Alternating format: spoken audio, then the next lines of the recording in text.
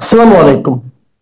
প্রিয় দর্শক, অন্য মঞ্চের আলাপচারিতায় আপনাদের সকলকে আমন্ত্রণ জানাচ্ছি। এক বছর ধরে বিপর্যস্ত বাংলাদেশের মানুষ অপেক্ষা করে আছে কবে ভারত সামরিক অভিযানে নামবে বাংলাদেশে, কবে ইউনূসের অবৈধ চরম অত্যাচারী সরকারকে হটিয়ে মুক্ত করবে সে দেশের মানুষকে। ভারতের বিরুদ্ধে গালাগালি দিয়ে যে দেশে সরকার পতন, সরকার পরিবর্তন ঘটেছে, সেই একই দেশের আবার বিরাট সংখ্যক মানুষ ভারতকে দেখতে চাইছে মুক্তির দূত হিসেবে।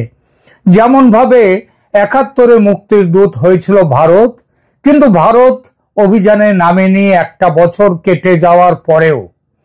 নামেনি মানে নামবে না এমন নয়।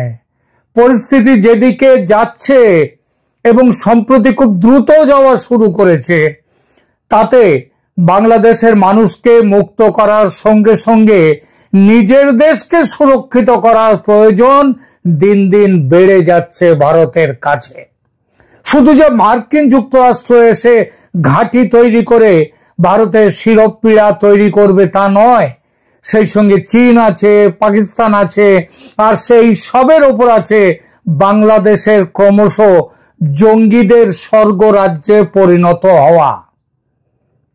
গত বছর ৫ আগস্ট শেখ হাসিনা সরকারের পতনের পর থেকে ভারত বিরোধী রাজনৈতিক শক্তি তারা বাংলাদেশের সরকারকে দখল করে নেয় এবং এই সরকার এমন সব কাজ করতে শুরু করে দেয় যেটা ভারতের নিরাপত্তার পক্ষে বিপজ্জনক।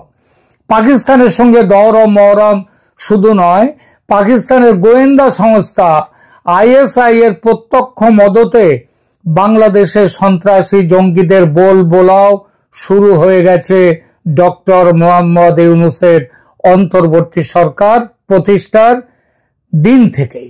সম্মুখ যুদ্ধের থেকে পাকিস্তানের অনেক বেশি পছন্দ সন্ত্রাসী হামলা, তার অনেক সুবিধা, যেমন রেগুলার আর্মি তাতে অক্ষত থাকে, এই সন্ত্রাসী হামলার খরচ কম, মানে রেগুলার আর্মি পুষতে গেলে যায় তার থেকে খরচ কম, এবং নিজেদের জড়িত থাকার অভিযোগও অস্বীকার করার ব্যবস্থা সন্ত্রাসী হামলার মধ্যে থাকে। আমরা করিনি, এদের সাথে আমাদের যোগ নেই।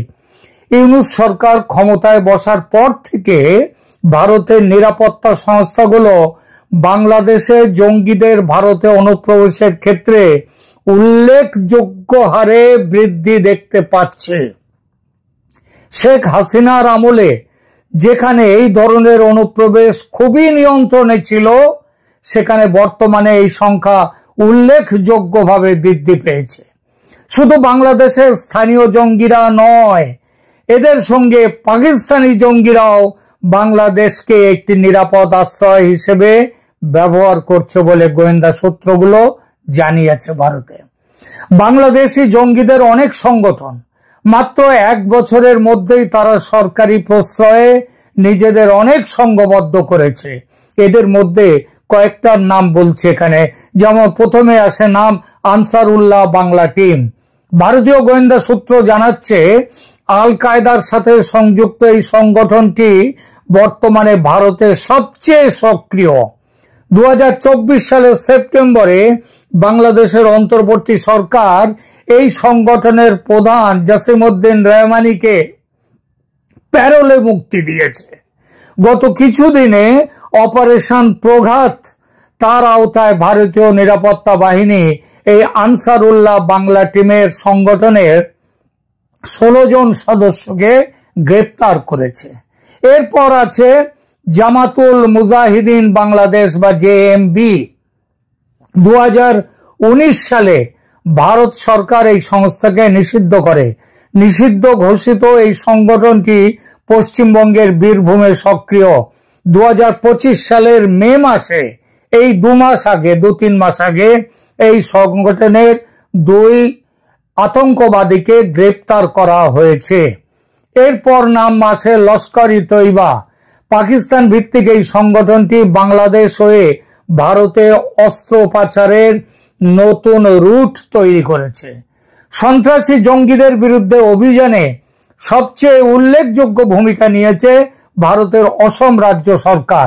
তাদের একটা বিশেষ task force STF operation Praghat অভিযান চালিয়ে এ পর্যন্ত 23 জন ভয়ঙ্কর জঙ্গিকে গ্রেপ্তার করেছে। এদের মধ্যে রয়েছে ডিসেম্বর 2024-এ আসাম, পশ্চিমবঙ্গ, কেরল থেকে 8 জন ABT ওই আনসারুল্লাহ বাংলা টিম সদস্যকে তারা গ্রেপ্তার করেছে।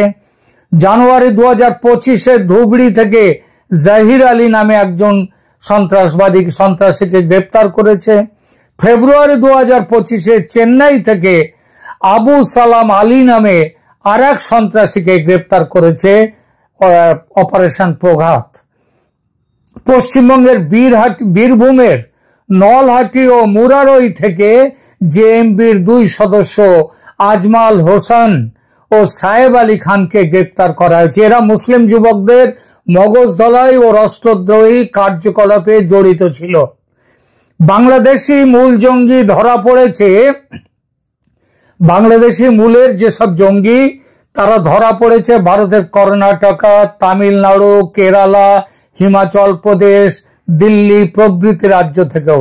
ছোটখাটো বিস্ফোরণের সঙ্গে জড়িত থাকলেও এই জঙ্গিরা বড়সড় কোনো নাশকতামূলক কাজ এখনো করে উঠতে পারেনি।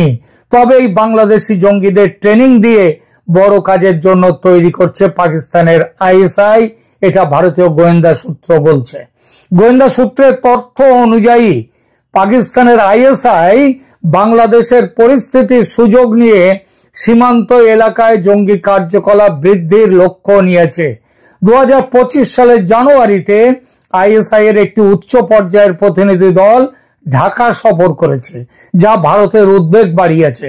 তারা ভারতের শিলিগুড়ি করিডর, লালমনিরহাট সরেজমিনে দেখে এসেছে।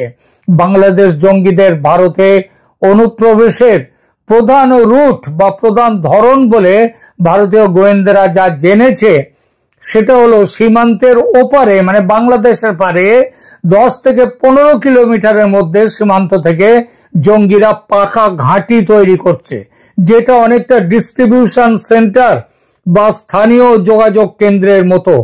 এদের প্রধান অনুপ্রবেশ এইসব জায়গা থেকে, যে এলাকাগুলোয় প্রধানত অনুপ্রবেশ হচ্ছে তার মধ্যে আছে পশ্চিমবঙ্গের মালদা, মুর্শিদাবাদ, উত্তর 24 পরগনা আর দক্ষিণ 24 পরগনার কিছু অংশ, আসাম, ধুবড়ি, কোকরাঝাড় এবং আসামের তারা এবং ত্রিপুরা ও মেঘালয়ের বিভিন্ন পয়েন্ট। প্রধানমন্ত্রী নরেন্দ্র মোদী 2025 সালের 15 আগস্ট লালকেল্লা থেকে এই সন্ত্রাসী হুমকির বিষয়ে সতর্ক করেছেন এবং একটি ডেমোগ্রাফিক সিকিউরিটি মিশন গঠনের ঘোষণা দিয়েছেন। এছাড়া ভারত সরকার 2025 সালের মে মাসে 30 দিনের মধ্যে সন্দেহভাজন অনুপ্রবেশকারীদের শনাক্ত করে ফেরত পাঠানোর নির্দেশ দিয়েছে সমস্ত রাজ্য সরকারকে। এই অভিযানে প্রায় 2500 সন্দেহভাজন বাংলাদেশি নাগরিককে ফেরত পাঠানো হয়েছে ইতিমধ্যে, যাদের মধ্যে বেশ কিছু ছিল সন্ত্রাসী। রাজ্য সরকারের অবস্থানটা কি?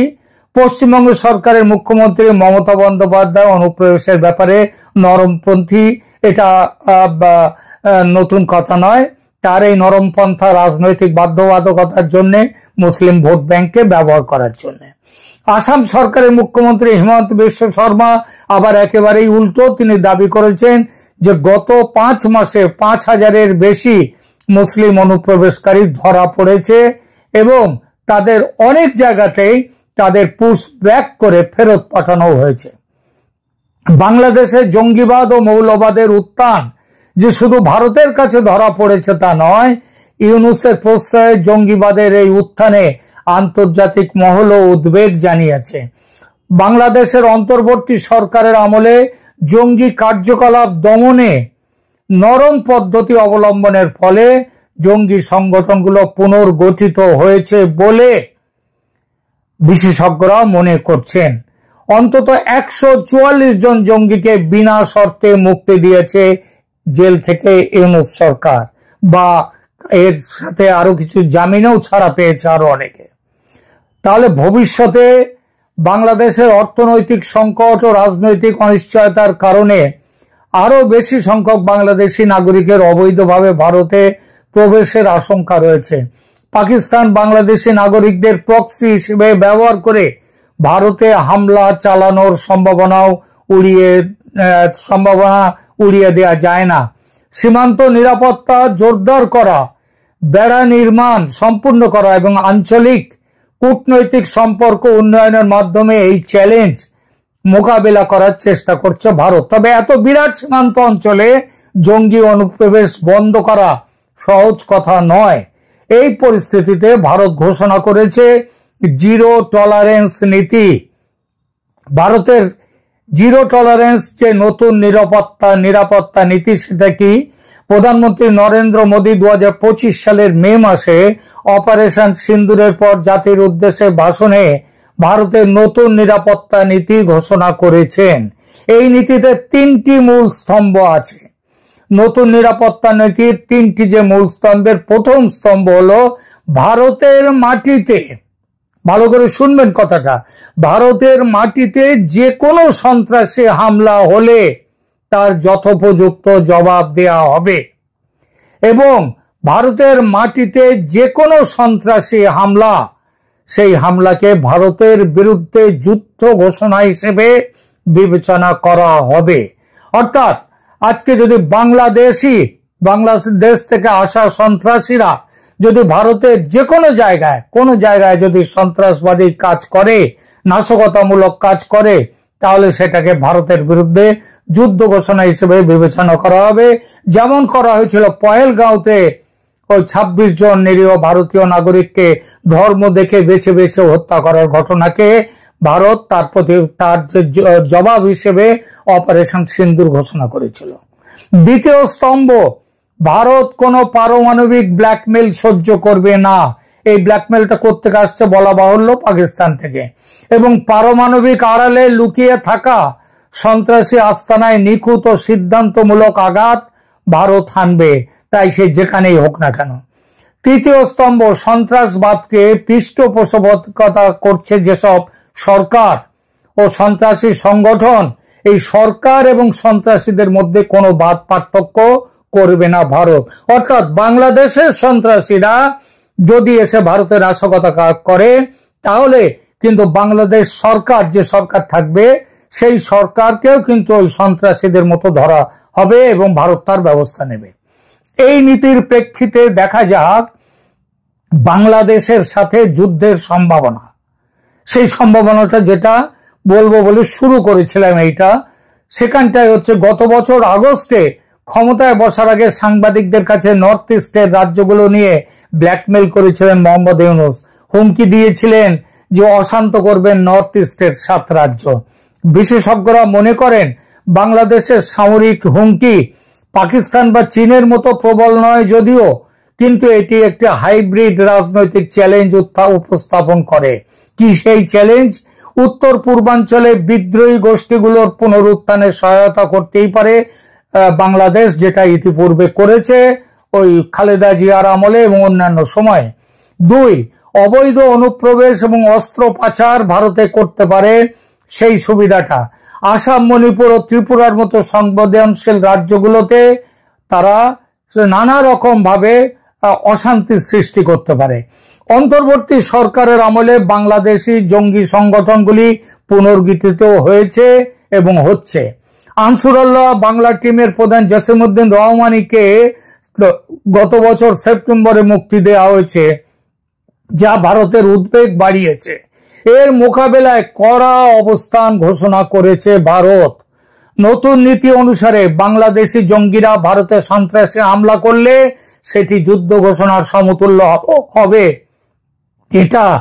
এটা যে কথার কথা নয়, সেটা অপারেশন সিন্দুরের মধ্যে দিয়ে পাকিস্তানকে বুঝিয়ে দিয়েছে ভারত। বাংলাদেশের ক্ষেত্রেও তেমনটাই হবে যদি কারোর পাখা গজায় বাংলাদেশে এসে সন্ত্রাসী নাশকতামূলক কাজ করার। তবে এই যে অনেকে ভাবছেন বাংলাদেশের ক্ষেত্রে তেমনটা হবে না, বন্ধুরাষ্ট্র ছিল আওয়ামী লীগের সময়, শেখ হাসিনার সময়।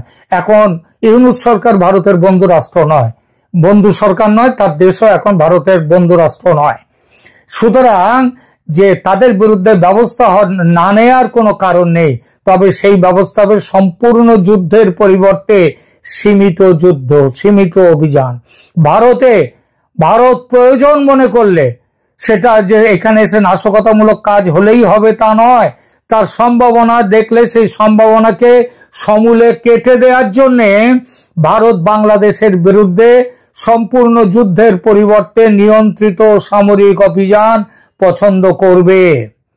যেমন ক্রস বর্ডার সার্জিক্যাল স্ট্রাইক, যেটা দিয়ে অপারেশন সিন্দুর শুরু হয়েছিল, এবার তারপর বিমান হামলা নির্দিষ্ট জঙ্গি ক্যাম্পে, তারপর নৌ অবরোধ সমুদ্র অবরোধ করবে, এবং এর সঙ্গে বাংলাদেশে বর্তমানে রাজনৈতিক কারণে যে গৃহযুদ্ধের পরিস্থিতি আছে সেই পরিস্থিতিকে যুদ্ধে রূপান্তরিত করে দেবে। এটা জানেন তো, মানেন তো যে বাংলাদেশে এখন একটা যুদ্ধের পরিস্থিতি, সরকার এবং সরকার বিরোধী। তো আর তার ফল যেটা দাঁড়াবে সেটা হলো অন্তত দুটি বা তিনটি ভাগে বিভক্ত হয়ে যাবে বাংলাদেশ। এবার আর ৭১-এর ইন্দিরা গান্ধীর মতো ভুল করবে না নরেন্দ্র মোদীর ভারত। ইউনূস সাহেবের গার্ডিয়ান অব দ্য ওশান সেজে রাখা, তিনি নিজেকে বলেছিলেন না চীনে গিয়ে গার্ডিয়ান অব দ্য ওশান, এবং সেটা সেই ocean guardian of the ocean সাজা ঘুচিয়ে দেবে চট্টগ্রামকে বিচ্ছিন্ন করে। আর এর সঙ্গে আছে রংপুর ডিভিশন। এ কথা শুধু আমার নয়, কলকাতার ফোর্ট উইলিয়াম তথা বিজয় দুর্গে ভারতের সর্বোচ্চ সামরিক নেতৃত্বের বৈঠকে কিন্তু এই আলোচনাটাও খুব বড় করে হয়েছে। সুতরাং বাংলাদেশের ইউনূস মিয়া যদি দেশটাকে বাঁচাতে চান তবে জঙ্গিবাদের রাশ টানুন, নির্বাচন করুন, free fair and inclusive election, সবাইকে নিয়ে, আওয়ামী লীগকে নিয়ে, কারণ আওয়ামী লীগ ভারতের বন্ধু, শেখ হাসিনা ভারতের বন্ধু, এটা জানা কথা। যদিও জানি যে ইউনূস মিয়া দেশটাকে বাঁচাতে চান না এবং তিনি জঙ্গিবাদেও রাশ টানতে চান না।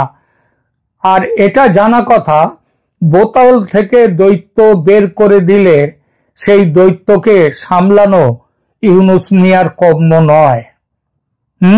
সুতরাং খুব বড় দিকে যাচ্ছে আগামী দিনগুলো। আপাতত এখানেই থামছি, ধন্যবাদ।